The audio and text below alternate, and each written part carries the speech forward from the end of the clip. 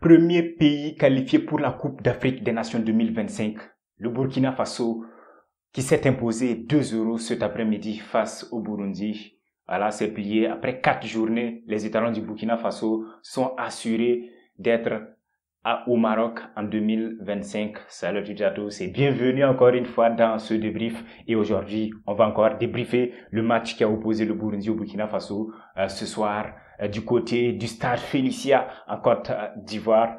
Et on va aller très rapidement en première période. Un match bon. Enfin, qu'est-ce que je raconte? Un match à oublier. C'est ce que je voulais dire. Un match à oublier. Première période. Très difficile. Une première période catastrophique à mon sens, parce que le Burkina Faso n'a rien maîtrisé, à part le but, bien sûr, le but du Burkina Faso qui est marqué à la 5e minute par Mohamed Konaté, sur un coup franc de Cédric Badolo. La seule chose qu'on peut retenir, c'est que le Burkina Faso s'est amélioré sur les coups de pied arrêtés. La victoire est là, certes, mais dans le jeu, ce n'était pas ça. Donc, une première période difficile pour le Burkina Faso. La défense qui a beaucoup subi, mais qui a résisté. Soufiane Farid Ouedraogo, qui a été beaucoup critiqué, mais aujourd'hui qui a assuré. Je lui tire mon chapeau. La dernière fois, je disais qu'il m'avait pas convaincu. Ce soir, il a été présent quand on avait besoin de lui, et c'est tout ce qu'on lui demande. Et la défense a assuré en première période. Une seconde période encore plus difficile, avec un milieu de terrain complètement inexistant. Blati Touré, inexistant. Seydou Sempouré, on n'en parle pas.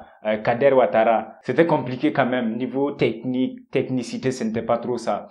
Voilà, l'entrée des attaquants, Bertrand Traoré, Lassina Traoré, Dango Ouattara est la seule chose positive, à part les 2 buts que je peux retenir, qui ont retenu mon attention. Le deuxième but marqué par Bertrand Traoré sur penalty, un penalty provoqué par Issa Kaboré. On va parler maintenant des individualités. J'ai déjà parlé du gardien qui m'a surpris ce soir. Voilà, il m'a surpris. Il ne nous avait pas habitués à ces performances-là. Alors, ça montre que l'équipe avait du mal ce soir. Si le gardien a brillé, ça veut dire que l'équipe avait du mal. Mais niveau de la défense, Edmond Tapsoba, il a fait le boulot. Dayo, moyen, mais ça va. Au niveau des latéraux, je n'ai pas compris ce choix de Brahma Traoré, de mettre Steve Yago, qui n'est pas un latéral de métier, par rapport à Mohamed Ouedraogo, qui avait prouvé lors du premier match. Et voilà, moi j'ai pas compris ce choix, mais voilà, le coach il fait ses choix. Et Steve Yago, il a assuré tant bien que mal. En tout cas, côté défensif, comme je lui reproche toujours, côté défensif il assure, puisqu'il n'est pas central, il n'est pas latéral de métier, mais central.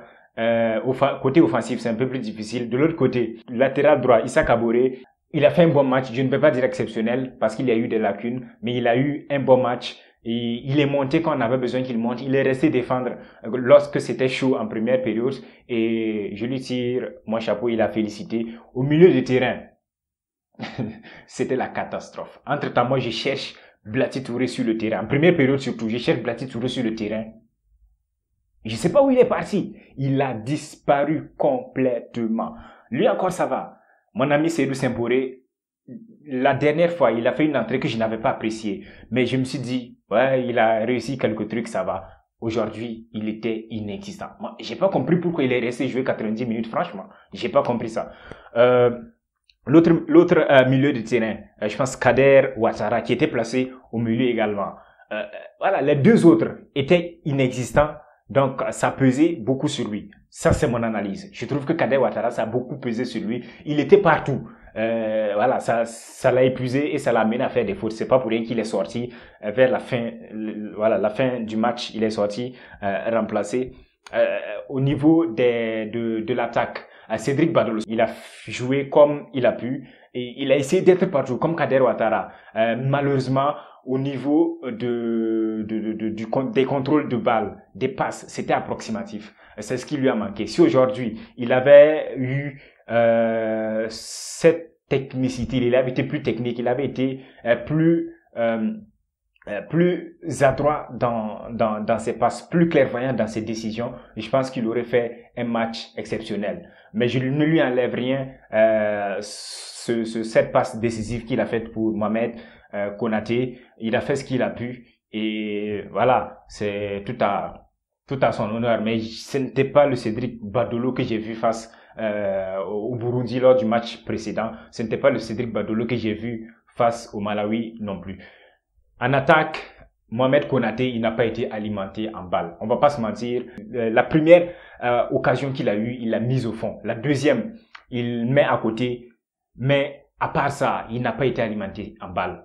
Je trouve que c'est dommage pour un attaquant de ce gabarit, pour un attaquant de sa corpulence, de ne pas avoir assez de balles. Et ça se justifie. Le milieu était cassé. Qui va envoyer les balles? Difficile. Les ailiers, et ils étaient plus dans les tâches défensives que dans les tâches offensives. Difficile. Voilà, donc c'est Mohamed Konaté, on va pas lui en vouloir. Il n'a pas eu beaucoup de balles. Hassan Bandé, lui aussi, je ne l'ai pas beaucoup vu dans ce match. Il était absent, quasi absent. Il a eu quelques fulgurances, il a essayé d'aller provoquer, mais il n'est pas allé au bout de son action. Il s'est emmêlé les pinceaux sur le côté gauche. Et voilà, à part ça, je l'ai pas beaucoup vu, mais encore une fois, ça se justifie. Les attaquants n'ont pas eu de balles. Le milieu de terrain était inexistant. Qui pour alimenter Hassan Bandé en balle, en passe, difficile.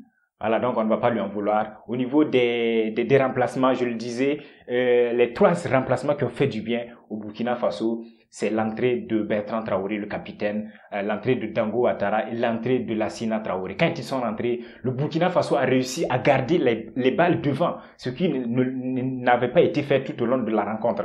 Alors, ils ont réussi à assiéger le camp des Burundais et ils ont créé du danger. Lassina Traoré a trouvé la balle transversale. Il a obligé plusieurs fois le gardien, le portier burundais à se déployer, à aller chercher des balles. Bertrand Traoré, pareil, il a obligé le portier burundais, qui a failli d'ailleurs se blesser, à aller chercher des balles. On n'a pas vu ça tout au long de la rencontre. Malheureusement, il n'y a pas eu de bons remplaçants au niveau du milieu de terrain, ce qui n'a pas permis d'alimenter un peu plus Lassina, Bertrand et Dango Ouattara en balle. Et ça s'est senti. Dès que les attaquants, les phases offensives étaient terminées et que les Burundais se dégageaient, c'était fini. Le milieu de terrain était complètement perdu. Plus personne pour ramener la balle au niveau des attaquants. Difficile. Donc, c'est mon analyse de ce match. Un match à oublier, mais une victoire tout de même. Un but de Mohamed Konaté sur un corner de Cédric Badolo et un but sur penalty de Bertrand Traoré. Ce n'est pas ce que je vais retenir parce que Bertrand Traoré il transforme quasiment tous ses penaltys, en tout cas la plupart. Et c'est plutôt cet appel d'Issa Kaboré qui appelle dans l'axe et qui va s'infiltrer dans cette défense, dans cette charnière centrale et comme un attaquant et qui pousse le défenseur burundais à la faute. C'est ce que je peux retenir de ce deuxième but des étalons marqués dans le temps additionnel. 2 buts qui permettent au Burkina Faso de se qualifier pour la Coupe d'Afrique des Nations 2025. Premier pays qualifié, à part le Maroc, pays organisateur bien sûr.